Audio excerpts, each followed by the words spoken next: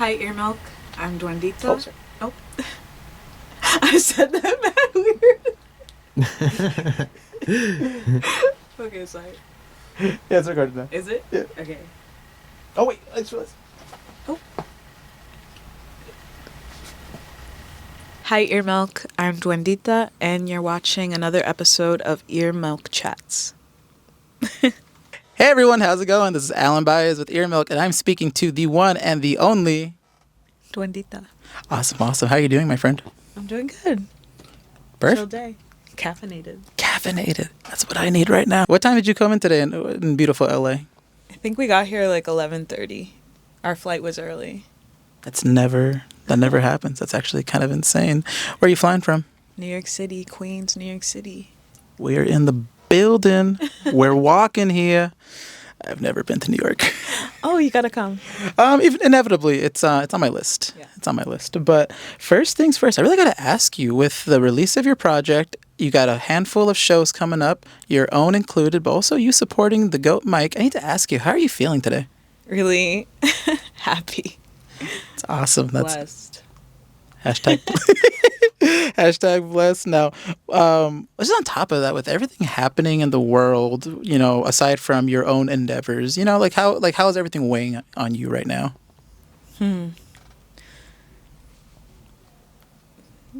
There's all kinds of emotions, Mm-hmm. ranges of emotions, but I feel pretty in my joy the past few days, and I'm really excited to express myself for the next 2 weeks. No, that's awesome. How long are you in LA for? 3 days, 2 days. Okay, cool. So it's gonna be Mike show, your show, chill out, vibe out, rest, and then rest the tour. Yeah. Cool. Now, I really want to talk about your album cover. Strong Desire to Survive. Beautiful project with a lot of more mature, kind of heavier themes. But I think one aspect of that project that really drew me into it upon the first listen of Cutie was this album cover that you have present, which represents this sort of, or features this sort of fish person, creature. And I just thought that was really interesting. I would love to know more about what went behind this album art. Yeah, so my friend Kiyomi Taylor painted the pieces not only for the album but for the single Baby Teeth, and we were inspired by deep sea creatures, mostly like the idea of survival and adapting to your environment. And I wanted to express like a creature who's lived so deeply under the water that they've adapted and developed to the weirdest circumstances. And yeah, it came out so beautiful, actually. I think it really matches the project, and yeah, I love the colors. No, they're so vibrant. It gives me very, kind of like horror movie vibes, a little older, but something that's a little deeper. Like, when I look at that picture, I don't know what the sea monster kind of represents. I don't know if that's, supposed to be you, or if that's, the actual will itself of wanting to survive. But, yeah, thank you. Thank you. I love that answer. Cutting it away for a second, I want to talk Mike, and I want to talk the 10K crew. You guys have been collaborating for a very long time. I think your first recorded performance together was on this 2019 project. So I'm really curious to know, 2019, you two had gotten together to perform and feature on each other's works. And now here we are about 6 years later. Ew, I know. Don't make me cry. Don't make me cry. 6 years later, and not only are you supporting him on his tour, but you are showing up on his projects, and now you're also associated with his label 10K. I really want to know, what's the story between both of you? How did you both meet? Honestly, when you mentioned memories, it made me so emo, because I remember that was one of the first times I hung out with Mike, and he invited me to the studio. And I had these big pants on. He was like, I got those same pants. And I literally sang, he gave direction of what he wanted. And of course, I wanted to do it for him. And I literally told him, you don't have to credit me. Just use me as a saxophone. I just want you to sample me and do you. But I wasn't expecting for it to be a feature. So I was super hyped. And yeah, I think he's such a special artist, and all of the artists on 10K are really unique, and have a beautiful point of view, and I feel like I found a home for my music, and it's really exciting. That's very exciting. Thank you for sharing that with me. So how did that original meeting came to be? So was it more of like he discovered your work first, or I know, New York musicians kind of like they network so easily. So was it kind of like a word of mouth through a friend, or? I think I just loved Warren my pen very loudly, and like started to come to his shows, and then I got to tell him like what songs meant a lot to me, and just like I fell in love with his music and we connected. I actually don't remember, but that time making memories was one of the first times we hung out. That's for awesome. sure. Yeah. How does it feel going from appreciating this artist like wholeheartedly with like every fiber of your being to actually performing with them on stage? It's beautiful. It's really beautiful. And then you mentioned earlier about how 10K has become a home where you really feel comfortable expressing yourself creatively, and where you feel like is the perfect space for your music. Like what was that transition? Because I know you have a project from last year that was under a different label. So what was that? What inspired that move? I just was self-releasing music and for some time, and I don't know, I knew I had a strong desire to survive, like, because I made it a little while ago. And yeah, they welcomed me to drop music if I wanted, because I was talking to different labels, and I was like, actually, it's 10K. Was there a notable label that kind of had their eyes on you and you had your eyes on them that you kind of turned down for 10K? No. I don't think it's like that. I think I've met like really beautiful people in music, and people sometimes just genuinely want to support you. So it's just about deciding where to go and where you can see yourself. Awesome. Thank you. Well, thank you so much for sharing that with me. Now, let's talk about these 2 album runs that you've been on. So, A Strong Desire to Survive came out earlier this year, and that was also not a follow-up, but less than a year after the release of your previous project from last year. Beautiful listen. I believe it's the Mind is a Miracle. Mm. Now, with both of these projects coming out in such a short amount of time, not very like long from one another, what was the creative process that went into crafting both of them? Did you feel like you were in a different mode crafting one and then immediately one was inspired by the other, or was it more of like you were crafting one project and the other one was inspired by set events that motivated the concept of that album? Yeah, good question. Both projects were influenced by my time in Berlin, especially A Strong Desire to Survive, because I made that before The Mind is a Miracle. And it's some of the first songs and jam sessions that I had with my bandmate Noah and Anton, and also some songs that I wrote at the piano and produced. And The Mind is a Miracle also has songs that all 3 of us worked on together. It's a bit more like lo-fi, I guess, because I mixed it myself. Mm-hmm. But yeah, they're both different, and I'm proud of both of them. I'm proud of All Right on The Mind is a Miracle. I think that's a really nice track. Yeah. And A Strong Desire to Survive might be my favorite project that I've done. So I feel happy that they're both out. I didn't mean anything by releasing them one by one. I just was sitting on A Strong Desire to Survive for a while, and when I when I thought about dropping on 10K, it just felt perfect time to release it. I was nervous to release this project, and I was like, why am I sitting on this? Like, something after the new year was like, dude, get your sheesh together. We can curse. Oh, we can curse? Come on. No. I'll keep it cool.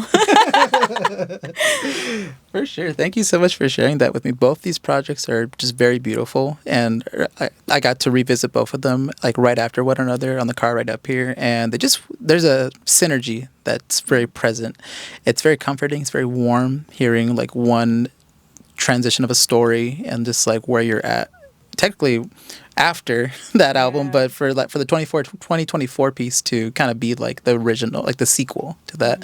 It's very interesting. It's actually, that adds a layer of context to it. I'm It actually really about to. does because, sorry, I got excited because sometimes I feel like all of the music I released, like it's just been, as I've healed as a person, have just, I can't explain it, but as I further my own healing, it becomes a different story about reclamation and joy and happiness. And like for a while I was writing so much about pain, and that's what A Strong Desire is. But the projects after and what I'm working on now is just all about joy and fun and being comfortable in your body and like reclaiming that. So it's important that A Strong Desire sees the light of day, because you're not going to understand my thoughty songs if you don't understand like what I had to walk through, you know? Yeah. You have to understand like the pain and the Yeah. tears before you get the thought. Yeah, the thoughtiness. But are you sitting on another project that's coming to be released soon, or is it more of just like a idea that you're kind of exploring on this feel, on like while writing through these more positive feelings? I'm always making tracks, so I really want to drop everything I've made in the past year. So yeah, I'm working on something. Oh, super exciting.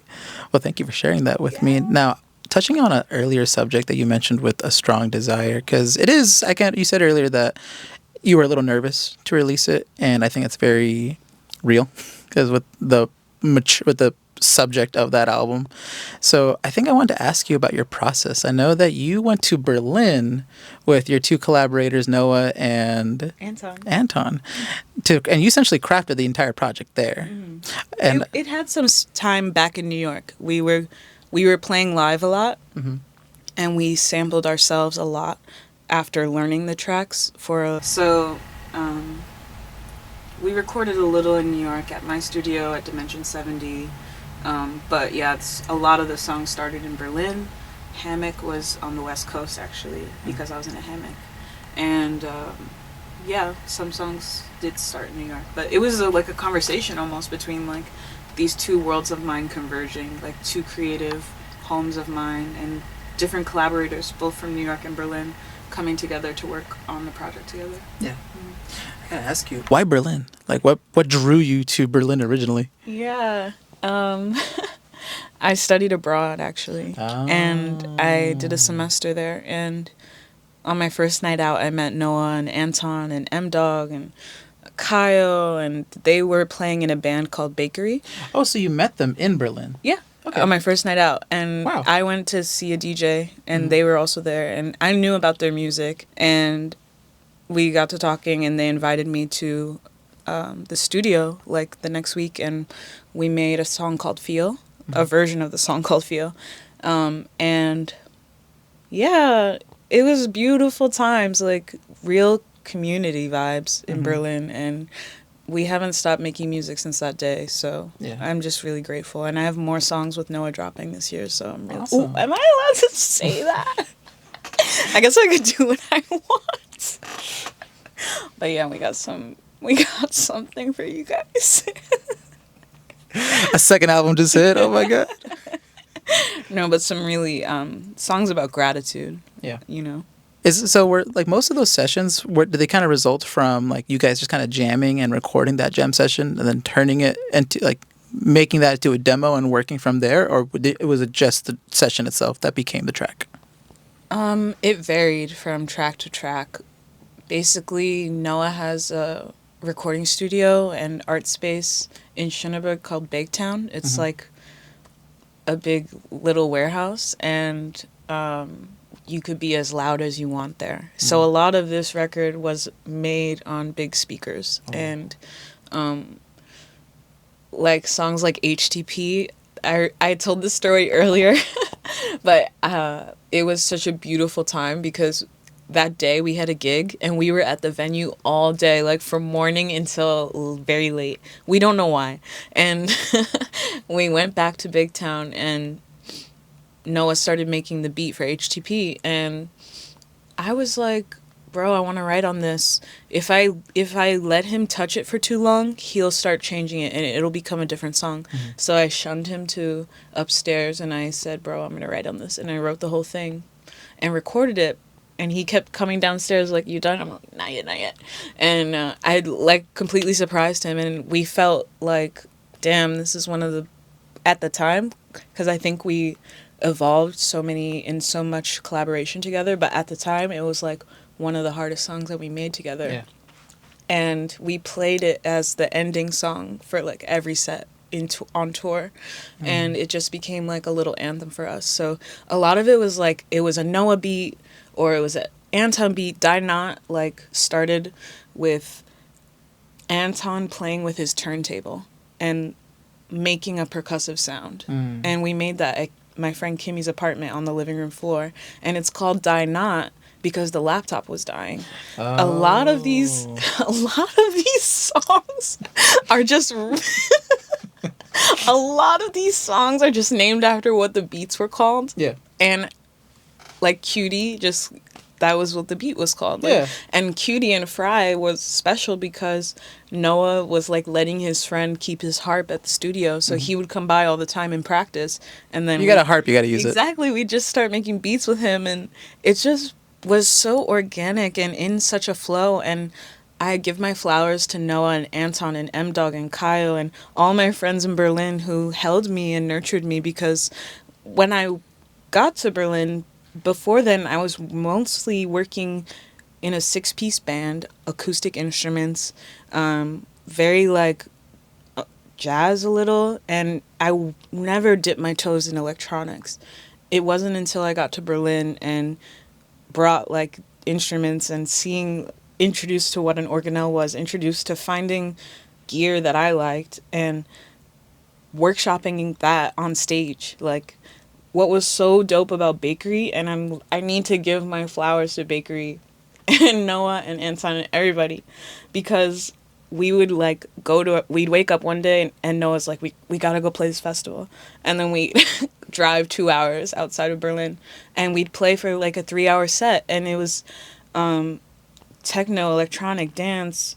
We were just jamming and like guiding people through these journeys at different clubs and places, and it felt so like aligned. Like remember being at Feel Festival and seeing the stars like on the beach, and like I felt like, damn, this is exactly what I want to be doing with my life right now. So sorry to go on a tangent, but I am grateful, and this record like reminds me of like the importance of community and the importance of expressing yourself with your friends. And I couldn't have imagined like an even more perfect way to release it with 10K and everyone. It's just the perfect experience for this project, because it means so much to me, the process of creating it, and memories forever and experiences that sharpened me to be the artist that I am now, in a sense, to like play solo. Like in my SP, I have Noah, I have Anton, I have a bunch of collaborators,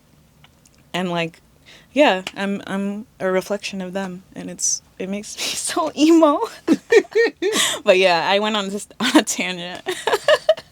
We are all emo, especially after listening to this. But it's a terrible transition because I really want to ask you. Oh man, you talk about how organic that whole crafting of everything was on here, and like how it would flow to the point to where you'd find a beat and you would name the song after that beat because of just the chemistry that was present there. So I really want to ask you, this album touches on such like with the subject matter, and I'm not going to spoil it for the audience, but just understanding how, to live through assault, how to live through trauma, and just trying to reconcile with things. I really want to ask you, what was the hardest feeling to capture in that experience, or really the hardest feeling to convey? None of it was difficult because it was all coming out like vomit. And I wish I could have wrote about something else. I wish that I wasn't so obsessed with the pain and the discomfort, and wasn't writing any of it on purpose. Like, oh, I'm going to set out and write about this topic. It just all came out like sweat, and it was just complete excretion. Awesome. That and since you mentioned earlier how you guys would have a jam session, you mentioned that there was like a song that you guys would just repeat and like constantly perform and perform live. Was that the closing track on Strong Desire? Yes, HTP and All Mine. Usually at a show we would play HTP together, and then I would play All Mine on the organelle, and Noah would like watch, like be there with me on stage, and yeah, that's how we would end every show. So Okay. it's that all the records I made with Noah and Anton, where we co-produce shit, is very influenced by our live experiences with those tracks, and like sampling, putting on the stems of the track in our gear, and then sampling that and playing that at a studio. So it was crazy to mix, but it was a fun idea. It was exciting. Yeah. The execution was definitely well executed. Well, thank you so much for talking to me about your art. Thank you so much for just really diving down. I love that you were able to yap about things and just really let loose. We have the Duendita tour coming up. You're performing in LA. Yes. By the time this drops, it'll have passed. Nice. But for the rest of May, you are supporting Mike at a bunch of his tour stops. What other shows would you like to plug? We're playing in Chicago on May 23rd. So if you are in Chicago, or if you have a friend in Chicago, please let them know to come through. June 7th, we're at Abrams Art Center in the Lower East Side, New York City. I'm really excited to sing with Emily and Vanessa for that one. And yeah, just take care of yourself. Just a reminder for everyone to take care of themselves. I like that. Take care of yourself. Drink water. The Thoughty Jams are coming. They are coming. Just in time for summer. Uh-huh. All right. Well, thank you, my friend. It was great talking to you. Great talking to you too.